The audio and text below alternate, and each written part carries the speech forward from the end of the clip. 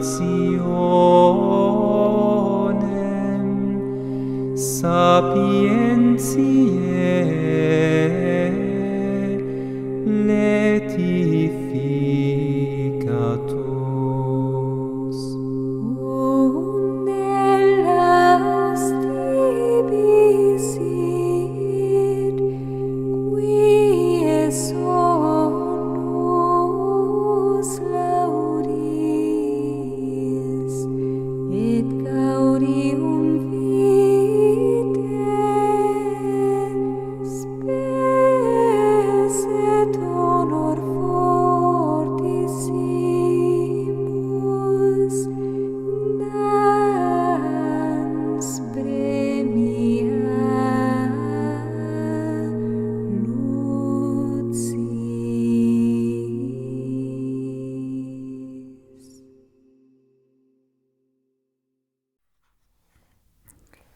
Sermões de Santo Antônio.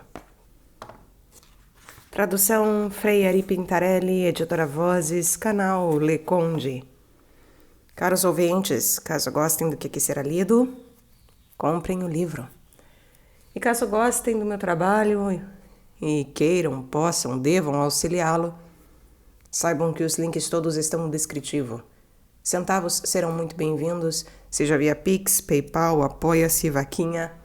Também é possível auxiliar o canal comprando livros que chegaram até mim pela lista de desejos da Amazon, ou ainda tornando-se membro, que é uma assinatura mensal que pode ser cancelada a qualquer momento. Muito obrigada a todos pela presença. Eu peço para que, por favor, curtam, compartilhem, comentem, inscrevam-se no canal, caso já não tenham feito, pois tudo isso faz muita diferença em termos de engajamento. Também peço para que, por favor, orem por mim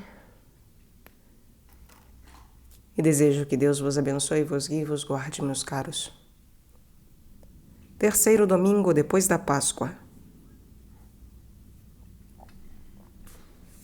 Temas do sermão. Evangelho do terceiro domingo depois da Páscoa. Ainda um pouco e não me vereis. Divide-se em 3 partes. Primeiramente, o sermão aos ouvintes da palavra de Deus e o que comunica a eles. Vai e toma o livro.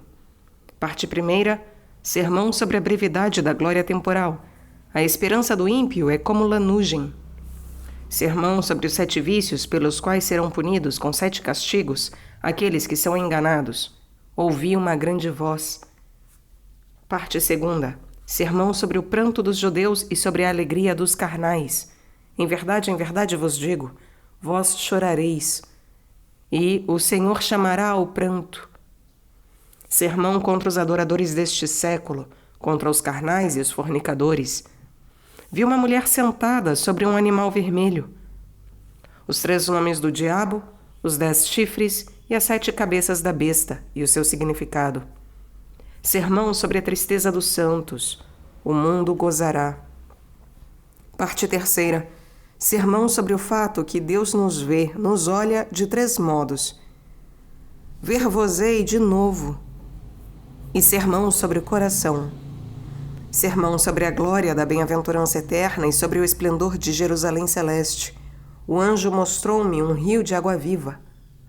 Exposição moral do Evangelho.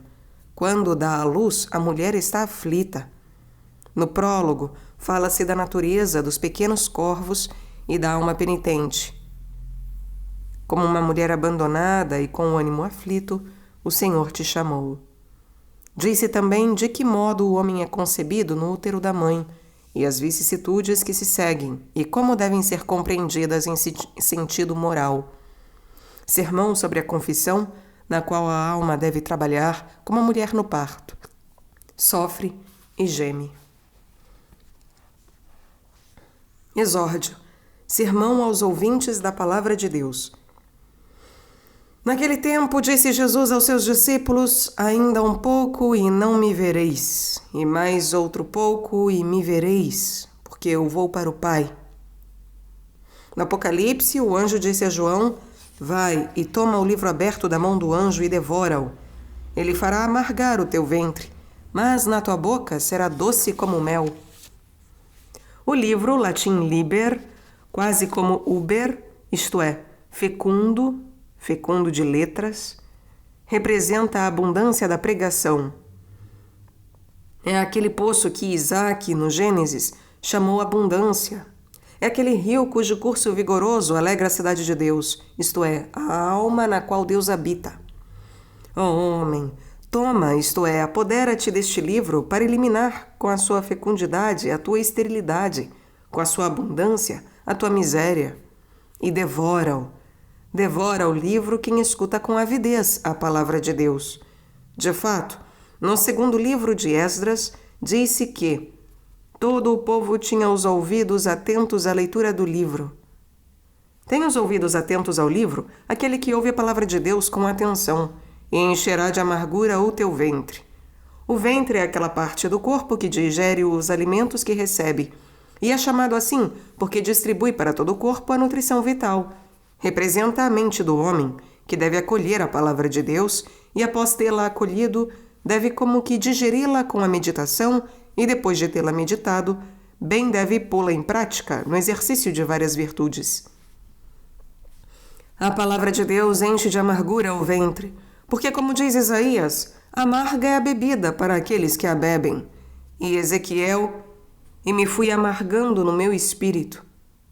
Não deve causar admiração que a palavra de Deus amargue a mente, já que anuncia a destruição de todas as coisas temporais, a brevidade da vida presente, a amargura da morte, a aspereza das penas do inferno. Mas na tua boca será doce como mel. Porque tudo aquilo que é difícil como ordem, amargo nas palavras da pregação, torna-se leve e doce para aquele que ama. Ou também é amargo nesta vida, porque estimula a penitência, mas será doce na pátria, porque conduzirá à glória. Em referência a estas coisas que o Senhor diz no Evangelho de hoje, ainda um pouco e não me vereis. Neste Evangelho devem-se, pois, observar 3 verdades. Primeiro, a breve duração de nossa vida, onde se diz, ainda um pouco e não me vereis.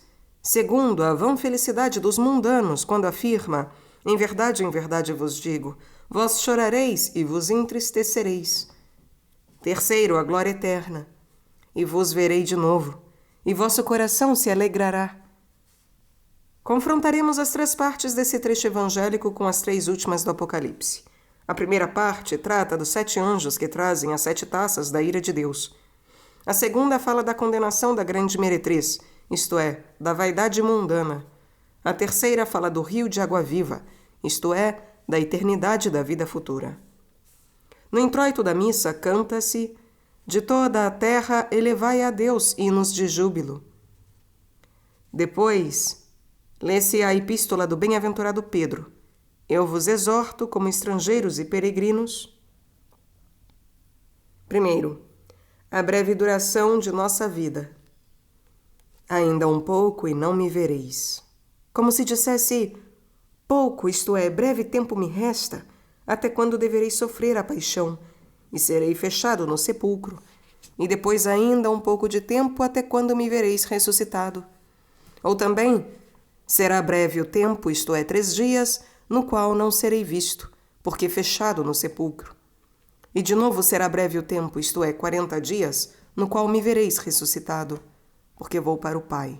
Quer dizer, porque já chegou o tempo em que eu, deposta a minha condição mortal, introduzirei no céu a natureza humana.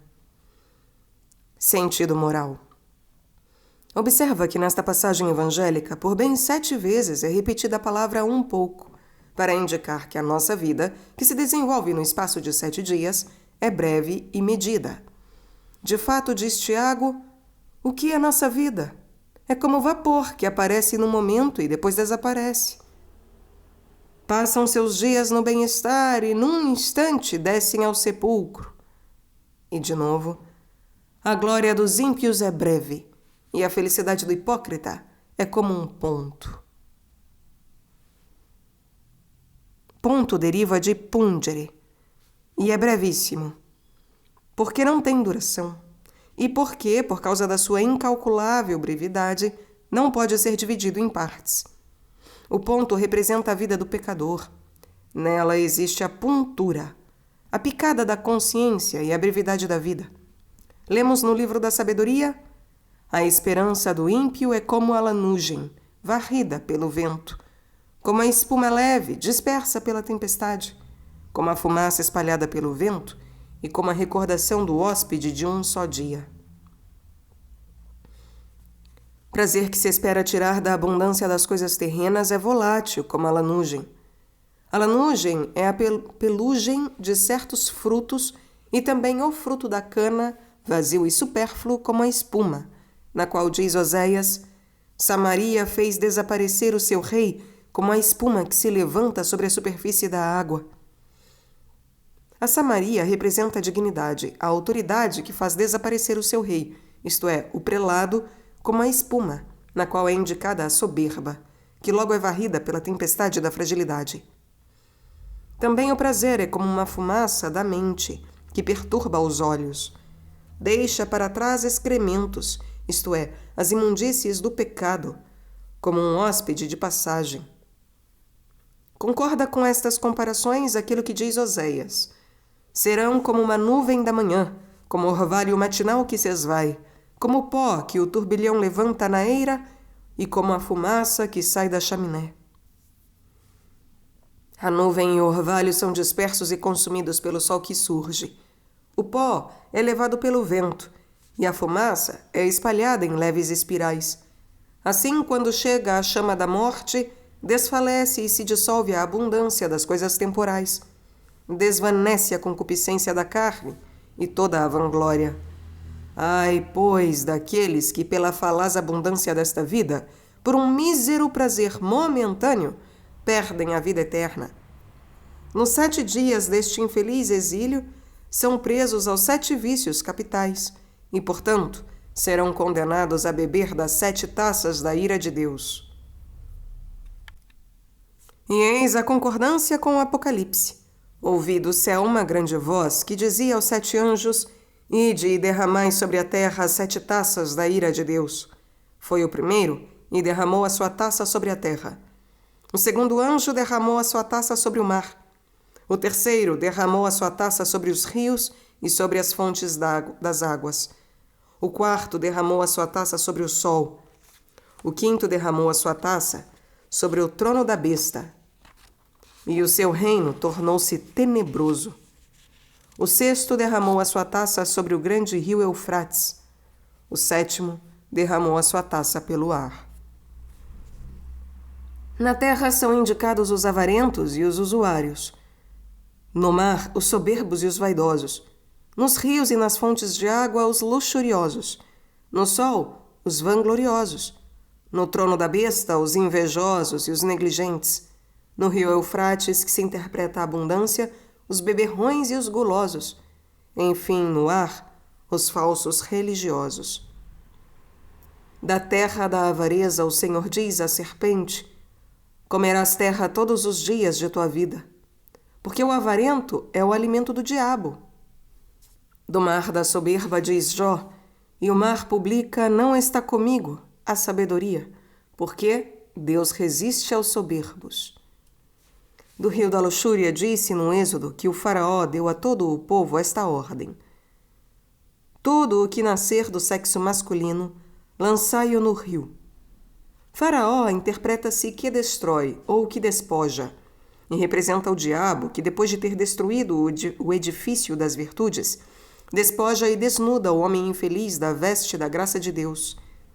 O diabo quer destruir no rio da luxúria toda a obra viril, virtuosa e perfeita, e preservar, porém, as fêmeas, isto é, as mentes efeminadas, das quais se serve para fazer o mal. Do sol da vanglória, falando da semente do semeador, o Senhor diz em Mateus: saindo o sol queimou-se, porque não tinha raízes, e secou. A semente representa as obras boas, que, quando arde o sol da vanglória, secam. De fato, perdes tudo o que fizeres por vanglória. A propósito, diz Bernardo, de onde a glória para ti, que és cinza e pó? Da santidade da vida? Mas é o Espírito que santifica, não o teu, mas aquele de Deus. Ou te lisonjeia o favor popular, porque sabes expor com elegância a boa palavra. mas é Deus que dá a boca e a sabedoria. O que é a tua língua, senão a pena do escriba que escreve velozmente? Diz o filósofo que, pelo caminho breve, chegam à glória aqueles que se esforçam por ser realmente aquilo que querem aparecer. Cícero. Do trono da inveja sobre o qual senta a fera, isto é, o diabo, diz o Apocalipse, sei onde habitas, onde está o trono de Satanás. Os invejosos são a morada do diabo. Diz Jó, a fera mete-se no seu esconderijo e fica no seu antro. O esconderijo e o antro são figura do coração dos invejosos, que é escurecido pela fuligem da inveja. De fato, antro soa quase como atro, isto é, preto, escuro. Do Eufrates da gula fala-se em Jeremias que o cinto estava apodrecido no rio Eufrates. O cinto da castidade apodrece nos excessos da gula e da embriaguez. Diz o filósofo, come e bebe para viver bem, e não viver só para comer e beber. Sócrates. Do ar da falsa religião disse no Apocalipse que escureceu-se o ar com a fumaça que saía do poço. O poço é a cobiça, cuja fumaça já esfumaçou quase todos os religiosos.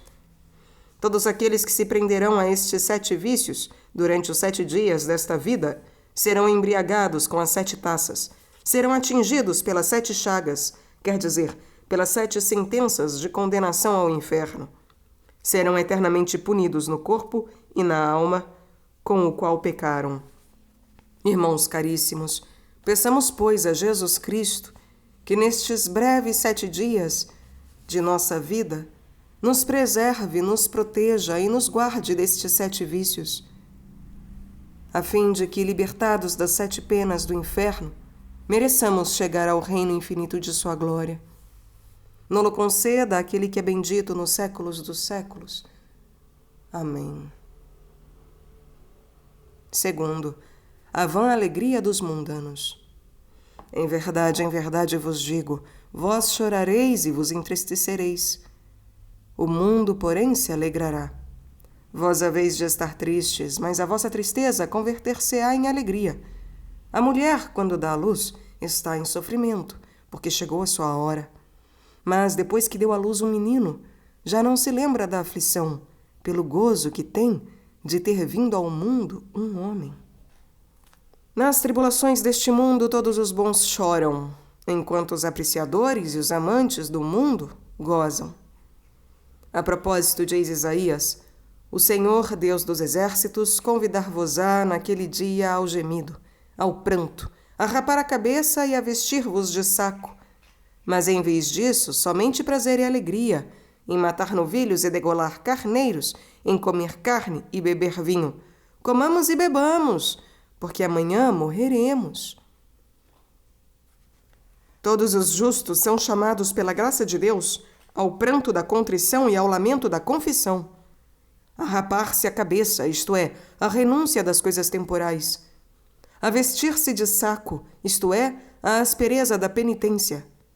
Os amantes do mundo, porém, vivem nos prazeres do mundo, na alegria do pecado, bêbados de gula e de luxúria. E esta é a Babilônia a qual se referem as palavras do Apocalipse. Vi uma mulher, diz João, sentada sobre uma besta escarlate cheia de nomes de blasfêmia, que tinha 7 cabeças e 10 chifres. A mulher estava vestida de púrpura e de escarlate, adornada de ouro, de pedras preciosas e de pérolas, e tinha na mão uma taça de ouro cheia de abominação e da imundície de sua prostituição. A mulher, latim mulher, de mulities, efeminação, representa aqueles efeminados que adaptam sua vida à vida de Eva, pela qual teve início o pecado. Dessa mulher, diz Salomão, a prostituta é como esterco no caminho. O esterco deriva o seu nome do fato que é espalhado, latim externo, espalho, sobre o campo. Na prostituta estão representados todos os mundanos, que são pisados pelos demônios como o esterco pelos passantes. Dessa meretriz o Senhor se lamenta com as palavras de Jeremias. Desde o princípio quebraste o meu jugo, Rompeste os meus laços e disseste: não te servirei, porque te prostituíste em todo o outeiro elevado e debaixo de toda árvore frondosa. Os filhos deste século, geração depravada, adúltera e perversa, os filhos espúrios, companheiros dos ladrões, isto é, dos demônios, quebraram o jugo da obediência, romperam os laços dos mandamentos de Deus e disseram: não serviremos. De fato, diz Jó, quem é o onipotente para que o sirvamos? E que nos aproveita se o adorarmos? Sobre todo o outeiro elevado da soberba e debaixo de toda a árvore frondosa da luxúria, já que a luxúria procura os lugares frondosos e escuros, como uma meretriz, prosternaram-se diante do diabo. Portanto, com razão, diz João, vi uma mulher sentada sobre uma besta escarlate. A besta, quase vástia, devastadora, é o diabo que devasta as potências da alma. O diabo é sanguinário consigo mesmo e com os seus. Sobre ele sentam-se os mundanos. Sendo seu fundamento, eles se apoiam nele. Mas quem se apoia no diabo, que se precipita do céu, necessariamente precipitar-se-á com ele. Diz Jó, será precipitado à vista de todos. Tanto ele quanto os réprobos, dos quais ele é a cabeça. Cheia de nomes de blasfêmia. O diabo, como diz o Apocalipse, tem 3 nomes. Em hebraico, Ábido. Em grego, Apolion. Em latim, exterminans. Ábido significa escravo. Apolion tem o mesmo significado de exterminans, isto é, extermínio, destruição. O termo grego Apolion pode significar também danoso. Apotéis Polin, que expulsa da cidade, e infernal. Estes são os nomes blasfemos com os quais o diabo e os seus seguidores blasfemam contra Deus. De fato, são escravos do pecado, danosos e infernais exterminadores, isto é, que põem a si mesmos e aos outros extra terminum, fora dos limites da vida eterna. A besta tem 7 cabeças e 10 chifres. As 7 cabeças são os 7 vícios dos quais fala o profeta no Salmo. Vi na cidade a injustiça e a discórdia. Dia e noite ronda sobre seus muros a iniquidade, e está no meio dela a opressão e a injustiça, e não se afastam de suas praças a usura e o engano. Cidade do sangue, toda cheia de mentira, na qual o Senhor não entra. Ali está reunida uma multidão de carnais, e nela existe a injustiça contra Deus, recordada aqui 2 vezes, porque de 2 modos se peca contra Deus, realizando a obra má e omitindo a obra boa. A discórdia refere-se ao prelado, a opressão e a injustiça a ti mesmo, a usura e o engano ao próximo. Dos 10 chifres fala o apóstolo aos Romanos, quando diz: são cheios de toda iniquidade, de malícia, de fornicação, de avareza, de maldade, cheios de inveja, de homicídios, de contendas, de engano, de malignidade. Ou, as 7 cabeças e os 10 chifres são aquelas de que fala a sabedoria. E todos os crimes são em grande confusão, sangue e homicídio, furto e engano, corrupção e infidelidade, desordem e perjúrio, confusão entre os bons, esquecimento de Deus, corrupção das almas, perversão sexual, infidelidade matrimonial, dissolução, adultério e impudícia, culto aos ídolos abomináveis. E a mulher estava vestida de púrpura e de escarlate. Na púrpura é indicado o desejo da dignidade, no escarlate, que é a cor do sangue, a crueldade da mente, no ouro, a sabedoria mundana, nas pedras preciosas e nas pérolas, a abundância das riquezas. De todas estas coisas vestia-se e se ornava a mulher meretriz, isto é, a grande Babilônia, a sinagoga de Satanás, a turba dos carnais. Dela se acrescenta: e tinha na mão uma taça de ouro. A taça ou cálice de ouro na mão da Babilônia é a glória do mundo, dourada por fora, mas por dentro cheia de toda imundície e abomínio. De fato, diz Salomão nas parábolas, falaz é a graça e vã é a beleza. Com este cálice embriagam-se os reis deste mundo e os prelados da igreja e as religiosas e os religiosos. Por isso, diz João, com ela fornicaram os reis da terra, e aqueles que a habitam embriagaram-se de vinho da sua prostituição. Dessa embriaguez, diz Isaías, o Senhor difundiu no meio do Egito um espírito de vertigem, e eles o fizeram errar em todas as suas obras, como erra o homem embriagado e que vomita. O redemoinho, em sentido próprio, forma-se quando o vento se eleva e faz o pó girar freneticamente.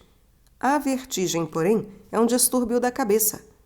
No meio do Egito, isto é, entre os mundanos, o Senhor misturou, isto é, permitiu que fosse misturado, o espírito da vertigem, isto é, a paixão e a cobiça, sob cujo ímpeto aqueles míseros são tomados pelo redemoinho, quase como por um vento, e assim vão errando como bêbado, pelo qual nenhum caminho é suficientemente largo, para o qual nenhum caminho é suficientemente largo.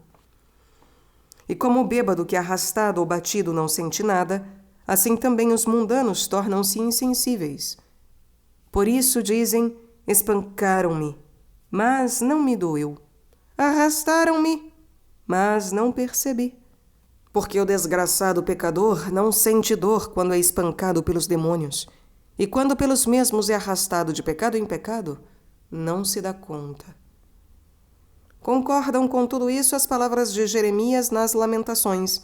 Alegra-te e regozija-te, ó filha de Edom, que habitas na terra de Uz. A ti também chegará o cálice, serás embriagada e despida. Edom interpreta-se sangue. A filha de Edom representa a impudica volúpia dos carnais. O profeta lhe diz ironicamente, alegra-te e regozija-te. Ela se alegra na abundância do mundo e se regozija na luxúria da carne. Ela habita na terra de Uz, nome que se interpreta a conselho, do qual diz Isaías, os sábios conselheiros do faraó deram um conselho insensato. Os sábios deste mundo dão um conselho insensato, isto é, de procurar as coisas temporais, de correr atrás das coisas transitórias, de crer nas falsas promessas do mundo. A filha de Edom, enganada pelo conselho deste mundo, embriaga-se no cálice de ouro da glória mundana e depois é despida. De fato, os amantes deste século, depois da embriaguez das coisas temporais, serão despidos de todos os bens, e assim despidos, serão condenados às penas eternas. Continua, pois, São João no Apocalipse, um anjo forte levantou uma pedra como uma grande mó de moinho e lançou-a no mar, dizendo, com este ímpeto será precipitada aquela grande cidade da Babilônia, e não será mais encontrada. O anjo forte é Cristo, que dispersa os poderes do ar. Levantou uma pedra, porque levanta os maus e aqueles que têm o coração endurecido para puni-los com maior gravidade, como uma grande mó de moinho, porque são arrastados pelas coisas mundanas, ou também porque esmagam os outros. E a lançou no mar, isto é, na amargura do inferno, para que na medida em que a Babilônia se ensoberbeceu e se abandonou aos prazeres, na mesma medida, seja aprofundada nos tormentos. Com razão, pois, no Evangelho de hoje o Senhor diz, o mundo há de se alegrar, a vez de estar tristes, mas a vossa tristeza há de converter-se em alegria. E a alegria do mundo mudar-se-á em tristeza. E diz o Senhor em outra parte do Evangelho, todo homem apresenta primeiro o vinho bom e depois o menos bom. Neste mundo bebem o vinho da alegria, mas no outro beberão o vinagre da geena.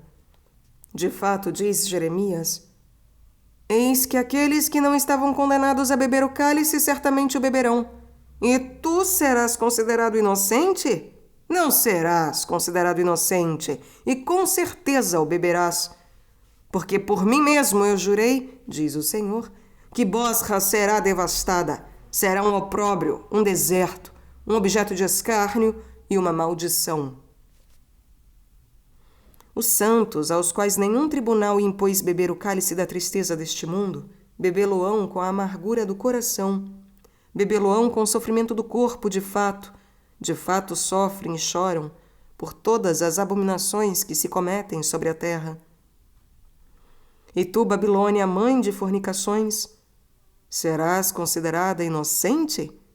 Não serás tratada como inocente.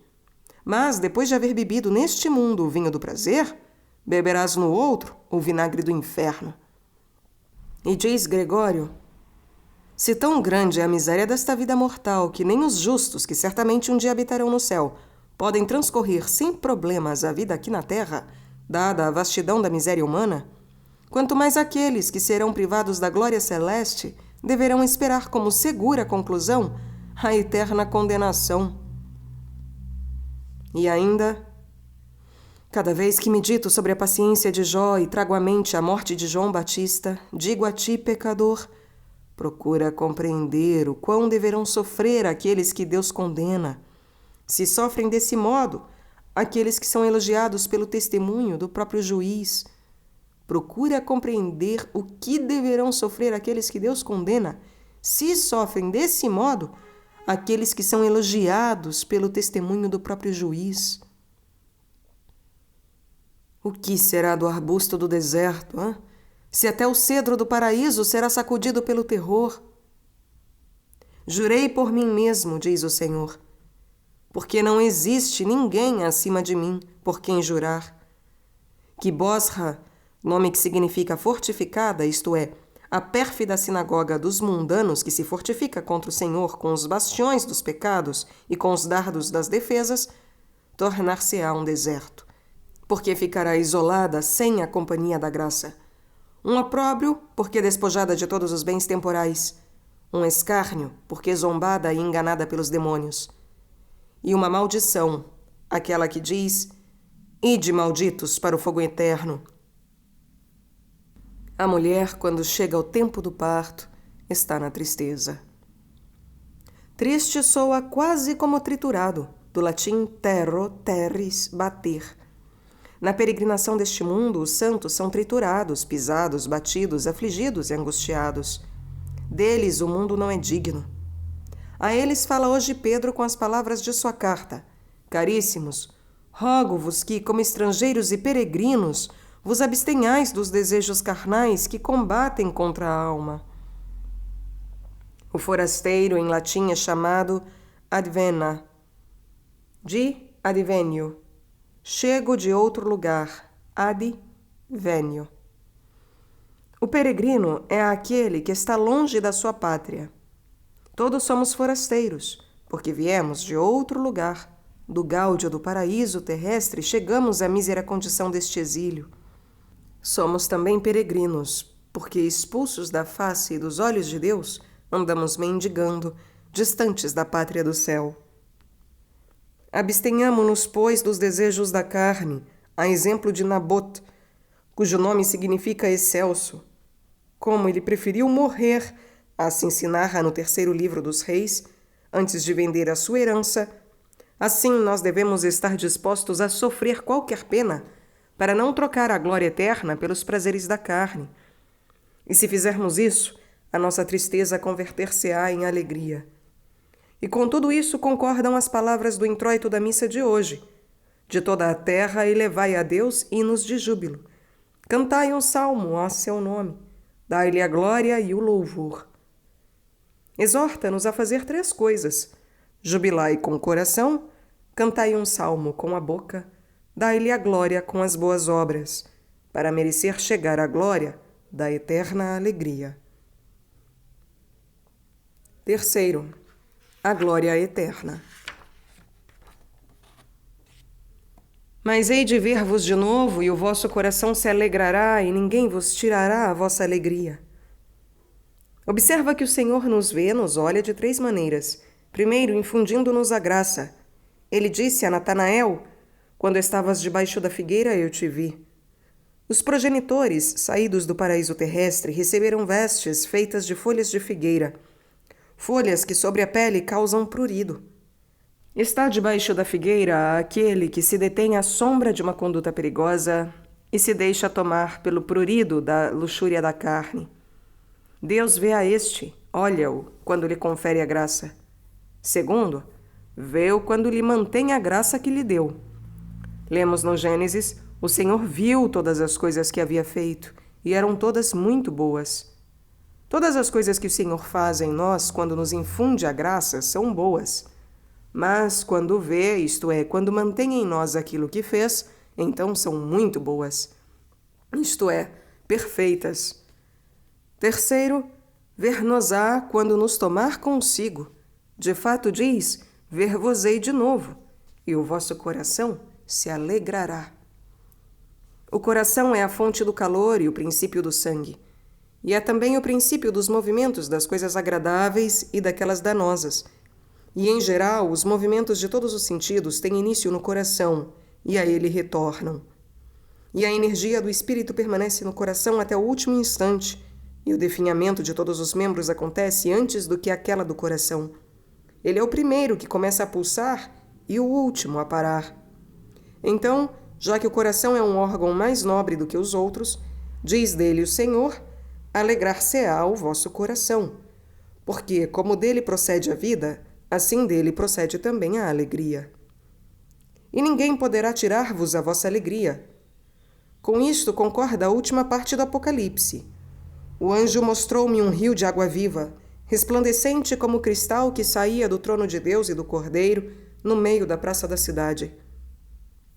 No rio é indicada a eternidade, na água viva a saciedade, no esplendor do cristal a luminosidade, e no trono de Deus e do Cordeiro, que é Deus e homem, é indicada a humanidade glorificada. Eis a vossa alegria, que ninguém vos poderá tirar. Do rio da eternidade fala o Senhor com as palavras de Isaías.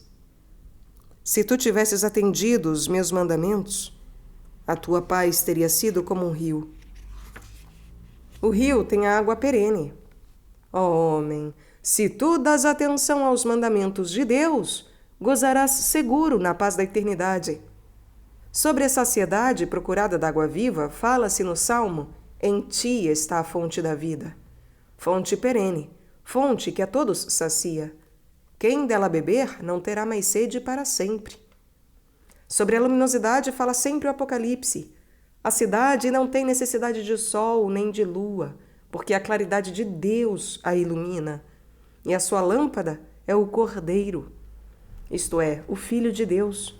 Do seu trono, isto é, da humanidade, na qual a divindade se humilhou, procedem a luz da eternidade, a água viva da eterna saciedade, o esplendor cristalino do eterno fulgor, e se ampliam para o centro, isto é, na comunidade, da praça da cidade, da Jerusalém celeste, porque Deus será todo em todos. Todos receberão um só denário, todos juntos participarão da recompensa, dando graças ao Verbo encarnado, porque por meio dele tornaram-se eternos, saciados, esplêndidos e bem-aventurados. Também nós, ó Senhor Jesus, pedimos-te que nos 7 dias desta breve existência, tu nos concedas conceber o Espírito da salvação e dar à luz na tristeza do coração o herdeiro da vida eterna. E assim mereçamos beber no rio da água viva na celeste Jerusalém e gozar para sempre contigo. Concede a nós tudo isto, tu que és bendito, glorioso, digno de louvor e de amor, benigno e imortal pelos séculos eternos, e toda criatura responda: Amém. Aleluia. Quarto, a alma que sofre e dá à luz a obra boa. A mulher, quando dá à luz, está na tristeza. Diz Isaías: como uma mulher desamparada e angustiada de espírito, Deus te chamou.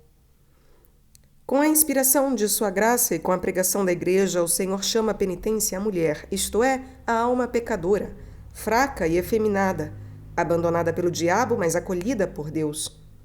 Por isso ela diz: meu pai, isto é, o diabo, e minha mãe, isto é, a concupiscência carnal, abandonaram-me, mas o Senhor me acolheu.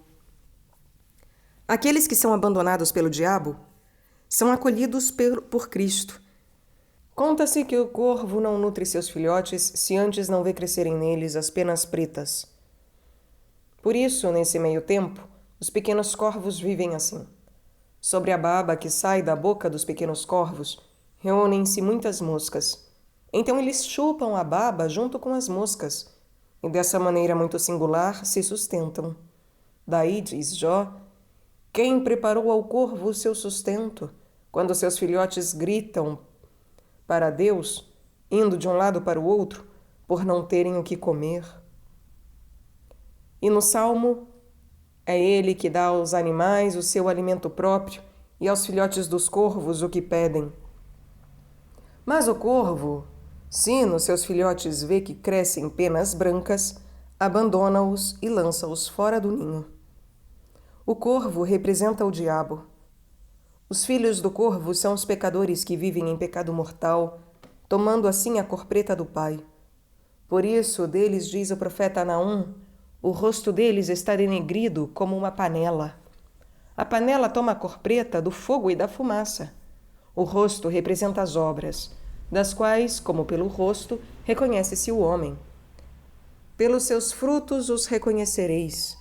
Por isso as obras dos pecadores são como o petume das panelas, que se tornaram assim pelo fogo da sugestão diabólica e pela fumaça da concupiscência carnal.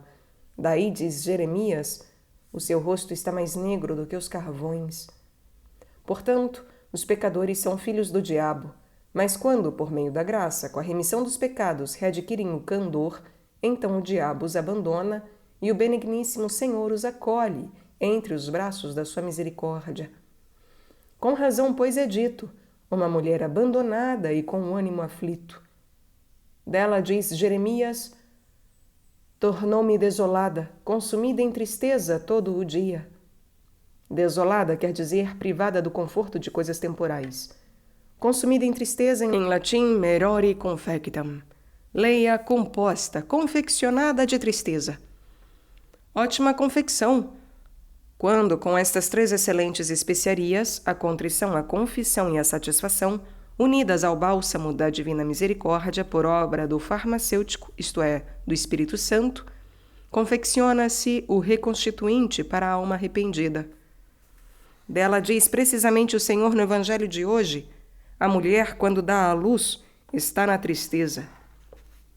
E já que o Senhor nos apresentou o exemplo da mulher que dá à luz e do seu sofrimento, para ensinar-nos a nos arrepender do pecado e dar à luz a boa obra, por isso, queremos explicar de que modo o homem é concebido no seio materno, como se forma, como é carregado por 9 meses e como é dado à luz no sofrimento. Explicaremos primeiramente o processo natural e depois as aplicações morais que daí se possam tirar. A mulher concebe no prazer e dá à luz na dor. Depois da fecundação, a mulher aumenta de peso e nos seus olhos formam-se quase uma sombra. Em algumas mulheres isso acontece logo, depois de 10 dias, em outras algum tempo depois.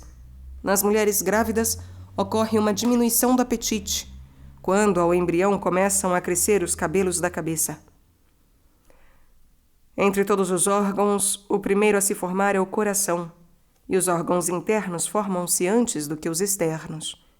E se configura primeiramente a parte superior, do diafragma para cima, que proporcionalmente é a parte maior. A parte inferior, porém, é menor. Necessariamente, o órgão que é o coração deve ser formado antes dos outros, já que é o princípio do movimento, e é o órgão que tem um vasto campo de influência, porque dele procede e depende a vida. E o coração é colocado na parte superior e à frente. Aquilo que é mais nobre é colocado na parte mais nobre, segundo a natureza. Só o coração, entre todos os órgãos internos, não deve absolutamente ter sofrimentos ou grandes enfermidades. E isso é justo, porque se estraga o princípio, o fundamento, não existe mais o sustento dos outros órgãos. Os outros órgãos recebem a sua força do coração. O coração, porém, não a recebe deles. E no coração não há osso, a não ser no coração do cavalo e naquele de uma certa raça de vacas. No coração desses animais há o osso por causa do tamanho do seu corpo. De fato, o osso é posto no coração pela natureza para sustentá-lo, como em todos os outros membros. Portanto, depois da formação do coração, forma-se a parte superior do corpo. Por isso, na formação do embrião, aparecem primeiro a cabeça e os olhos.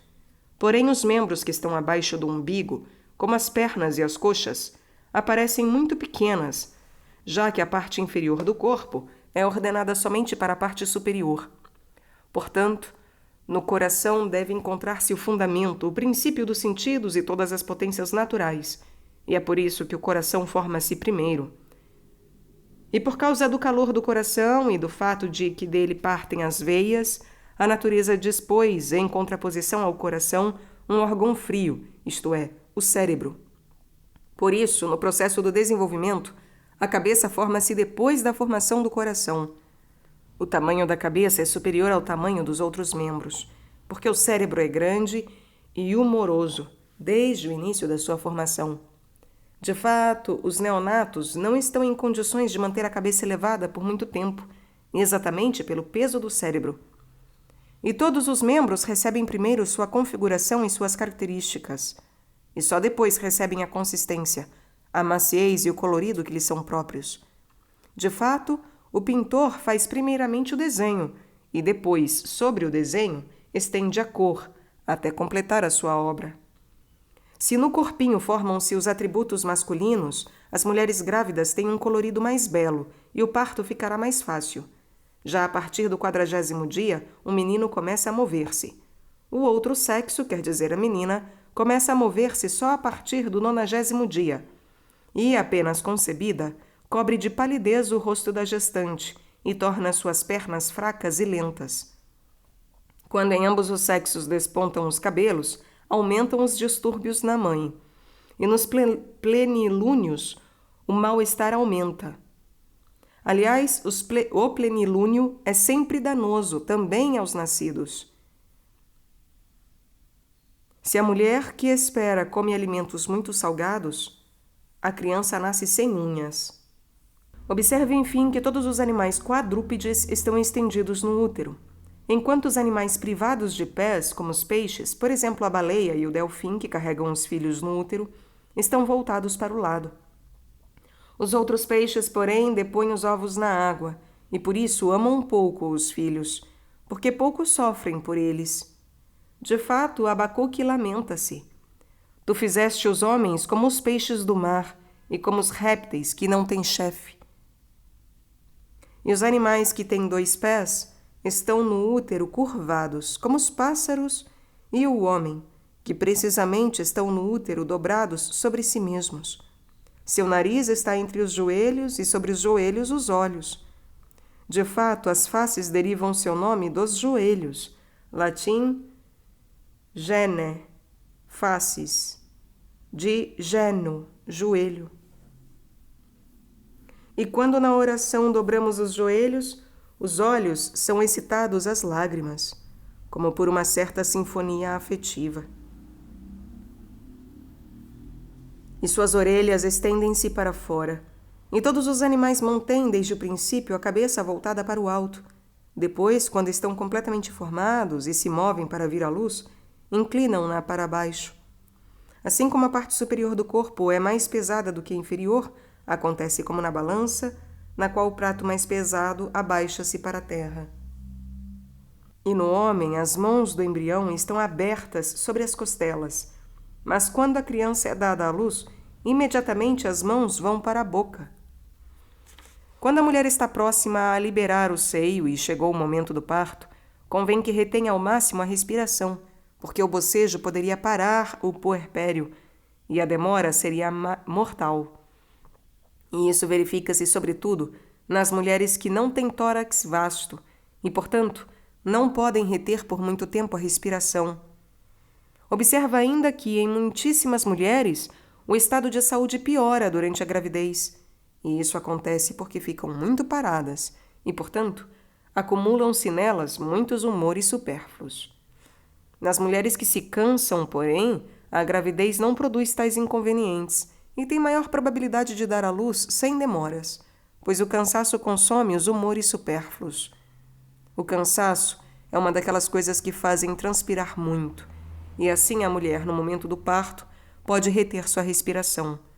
Por isso, se fizer assim, o parto será rápido e fácil. Caso contrário, o parto será doloroso, difícil e triste. Portanto, a mulher, quando dá à luz, está na tristeza. Sentido moral. A mulher representa a alma. A graça do Espírito Santo é, por assim dizer, o esposo que a engravida do filho da bênção, isto é, do propósito da boa vontade e do Espírito da salvação. Diz Isaías: diante de ti, Senhor, temos concebido e temos dado à luz o Espírito da salvação. Depois de engravidar, a alma torna-se mais pesada, porque se aflige pelos pecados. A vista é enfraquecida pela escuridão, porque se lhe ofusca o esplendor das coisas temporais. Diz Jó: escureceram-se as estrelas com as suas trevas.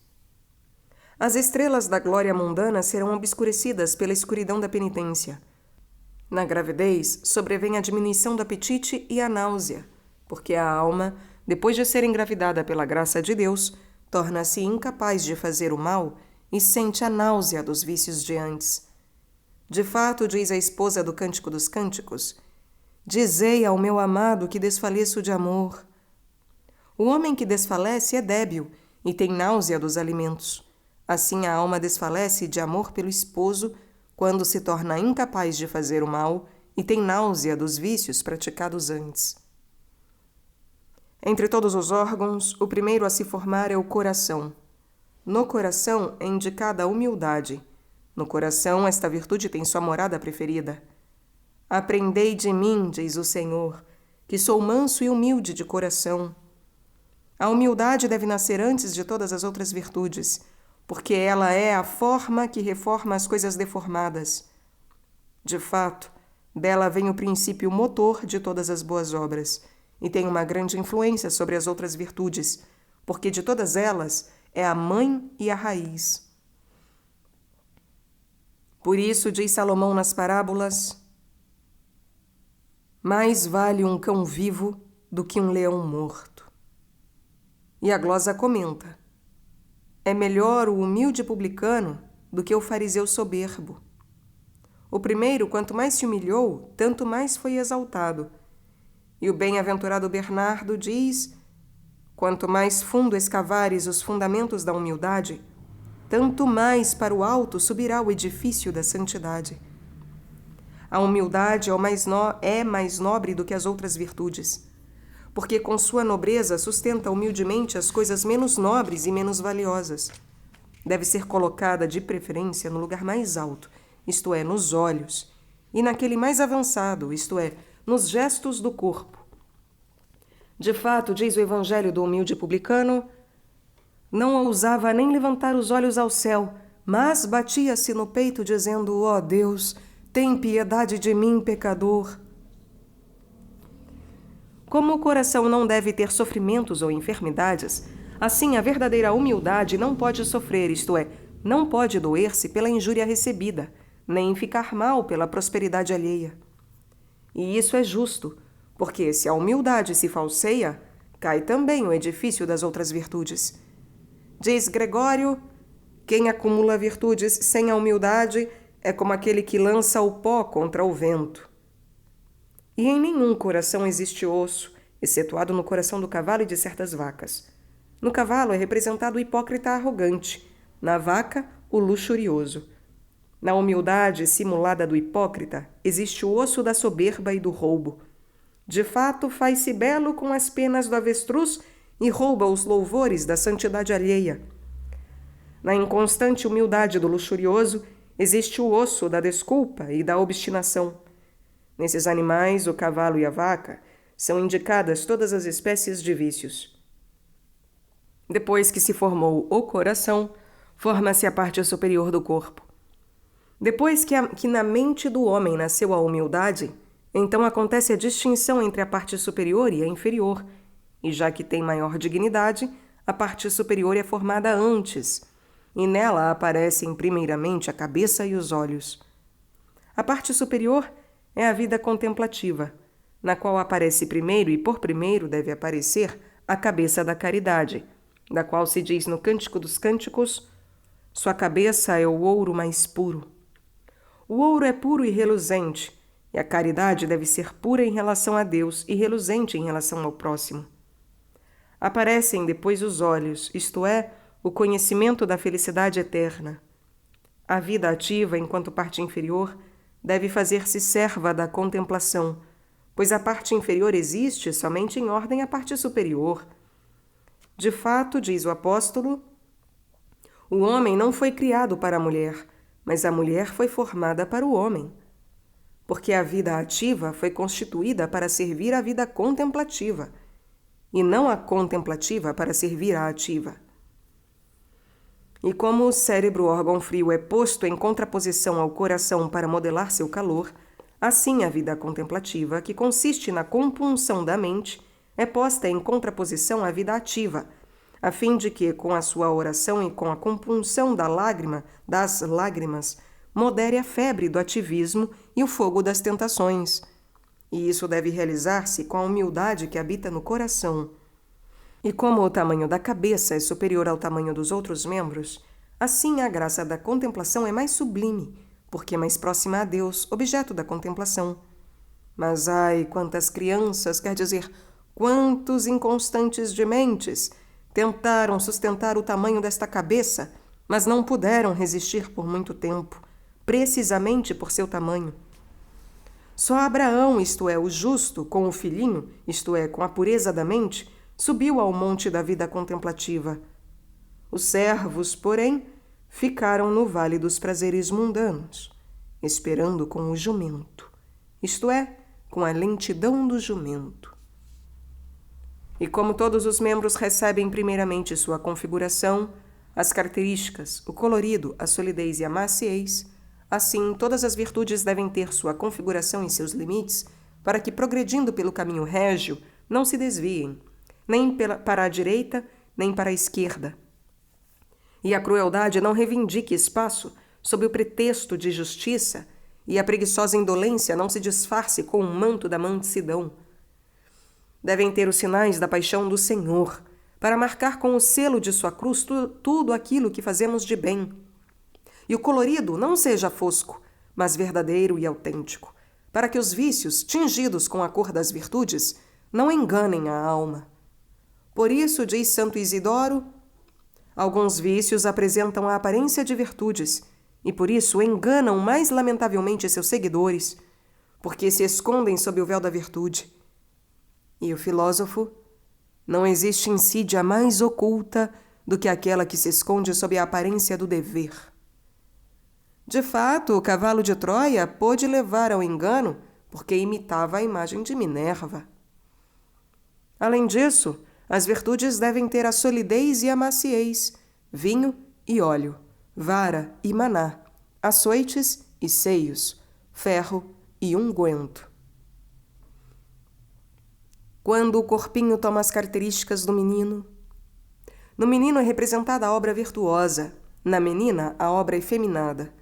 Quando a alma concebe uma obra virtuosa, está em estado de bem-estar, porque dispõe tudo correta e ordenadamente, e tem colorido bom, sadio, porque agrada a Deus e edifica o próximo. Este é o menino que o faraó, isto é, o diabo, quer afogar no rio do Egito, quer dizer, no amor deste mundo. E este menino é deste menino que fala-se no primeiro livro dos reis. Senhor dos exércitos, disse Ana, se deres a tua escrava um filho varão, eu o darei ao Senhor durante todos os dias de sua vida. Pede um filho varão, e não uma menina. De fato, sabia que o faraó havia mandado que as meninas fossem reservadas para ele. Portanto, no sexo feminino é representada a obra da mente efeminada, e quando a mísera alma a concebe, seu rosto cobre-se de palidez, isto é, torna-se feio pelo amor às coisas terrenas. A alma é freada por fraqueza e desânimo, e sendo negligente, morna e privada de forças, é desviada das obras boas. Esta é a filha do rei do Egito, que tornou vã a sabedoria de Salomão e perverteu o seu coração, fazendo-lhe seguir os deuses estrangeiros.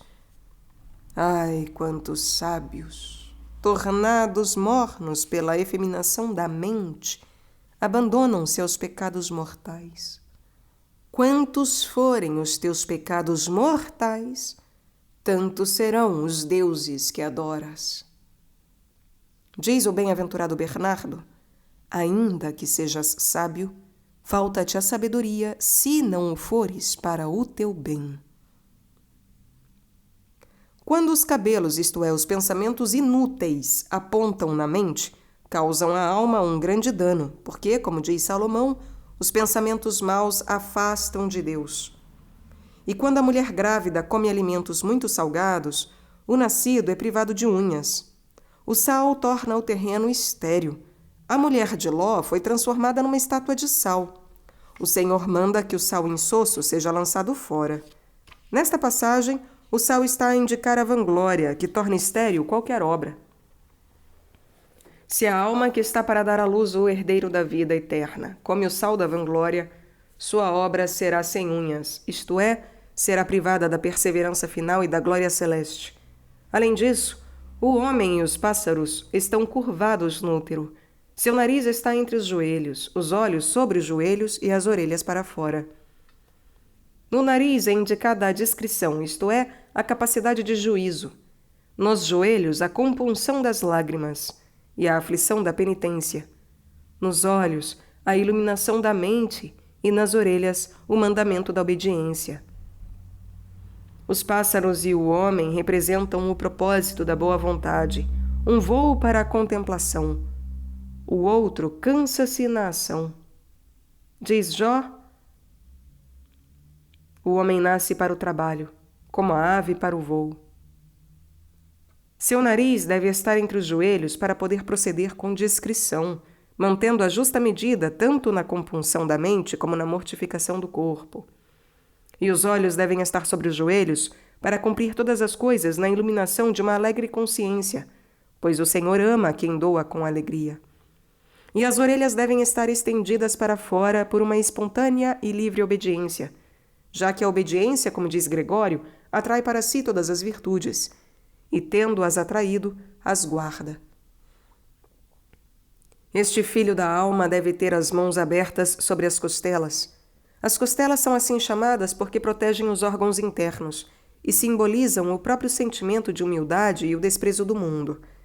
Estas são duas virtudes que protegem egregiamente todas as virtudes: a humildade e o desprezo do mundo. Estas são duas virtudes que protegem egregiamente todas as virtudes. Sobre elas, o filho da alma deve ter abertas e fixas as mãos das obras, para dizer com Abraão: falarei ao meu Senhor, embora eu seja pó e cinza. E com Davi: a quem persegues, ó rei de Israel? A quem persegues? Tu persegues um cão morto e uma pulga? E com o apóstolo: para mim o mundo está crucificado, e eu crucificado para o mundo. E apenas nascido, este filho leva as mãos à boca. Isso indica que cada um, lembrado do seu nascimento, deve pôr as mãos sobre a boca para não pecar com a sua língua. Porque, como diz Salomão, quem guarda seus lábios preserva a sua alma.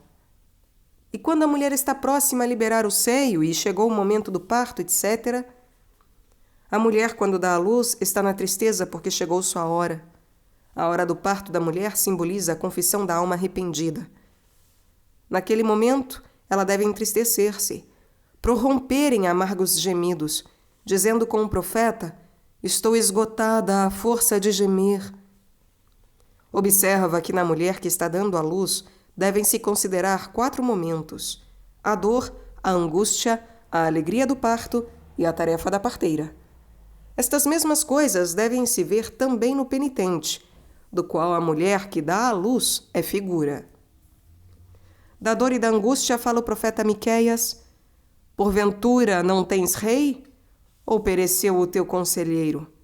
Pois se apoderou de ti a dor, como da mulher que está com dores de parto. Aflige-te e atormenta-te, filha de Sião, como uma mulher que está em parto, porque agora sairás da tua cidade, habitarás numa região estranha e irás até Babilônia. Lá serás livre. Lá te resgatará o Senhor das mãos dos teus inimigos. Cristo Jesus é o Rei que guia a alma, para que não caminhe errando. É conselheiro, porque lhe aconselha esperar na misericórdia, e lhe diz: sofre, filha de Sião, isto é, alma, com a dor da contrição. Esforça-te na obra de satisfação, de penitência, de modo que a pena seja proporcional à culpa. Porque agora sairás da cidade, isto é, da comunidade dos santos, como se faz com os penitentes no início do jejum quaresmal. De fato, o leproso habitava fora do acampamento, e habitarás no campo da dessemelhança, no qual o filho pródigo dissipou as substâncias do pai, vivendo dissolutamente. Habitarás, ó alma, no campo para reconhecer a tua dessemelhança e readquirir a semelhança com Deus, segundo a qual foste criada. E chegarás até Babilônia, isto é, a confusão do pecado, para que, humilhada no teu pecado, o reconheças. E tendo-o reconhecido, tu o chores, e chorando, tu recuperes a graça. Ali serás libertada, porque, como diz Agostinho, se tu reconheces, Deus perdoa. Ali Deus te resgatará da mão dos teus inimigos, porque a perturbação e a humilhação pelo próprio pecado determinam a expulsão dos demônios. Da alegria do parto espiritual, diz o Senhor em Lucas, haverá grande alegria no céu por um pecado que faz penitência. E alegrai-vos comigo, porque encontrei a dracma que havia perdido. E Gabriel, no Evangelho de João, muitos se alegrarão por seu nascimento. No Gênesis lê-se que Abraão preparou um grande banquete no dia em que Isaque foi desmamado. Quando o pecador é desmamado, isto é, separado do leite da vida mundana e da concupiscência carnal, então Abraão, isto é, Deus Pai, prepara no céu um grande banquete. De fato, diz em Lucas, era, porém, justo que houvesse banquete e festa, porque este meu filho estava morto e ressuscitou, estava perdido e foi encontrado. Sobre a tarefa da parteira, isto é, sobre a diligência dos sacerdotes, fala Jó, a habilidade de sua mão produziu a cobra tortuosa.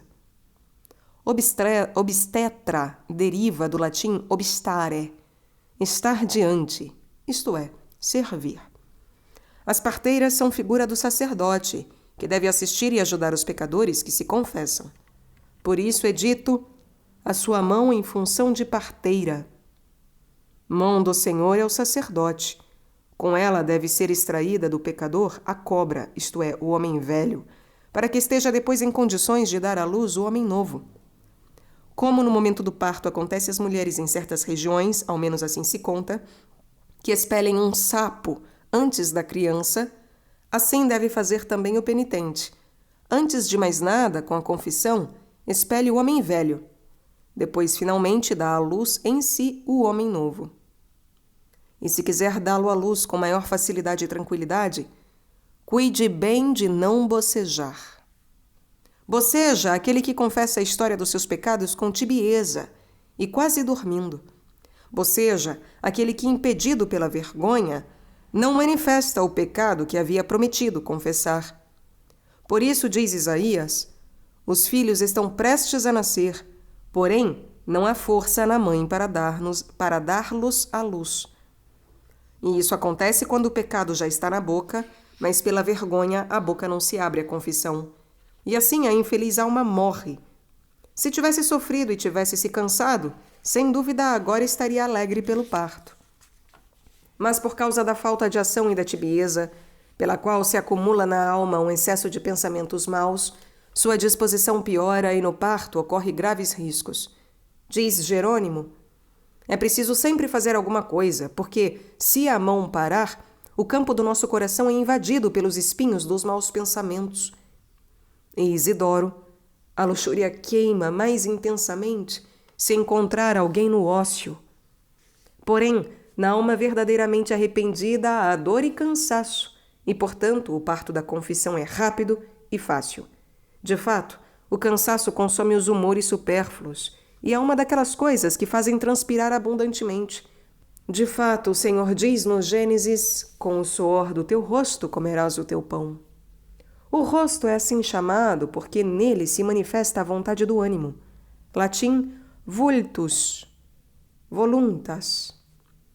No rosto do verdadeiro penitente manifesta-se a dor da contrição e aparecem as lágrimas da amargura, como se fosse o suor do corpo, e ali existe o pão e o alimento do próprio penitente. Com justiça, pois é dito, a mulher, quando dá à luz, está na tristeza, mas quando deu à luz o filho, não se recorda mais da aflição, por causa da alegria de que está cheia. Isto é, por causa da glória eterna. De fato, Isaías diz: foram postas no esquecimento as antigas angústias, e não voltarão mais a oprimir o coração, mas gozareis e exultareis para sempre. Da tristeza deste mundo, digne-se guiar-nos para a alegria, aquele que com o Pai e o Espírito Santo vive e reina nos séculos dos séculos. Amém.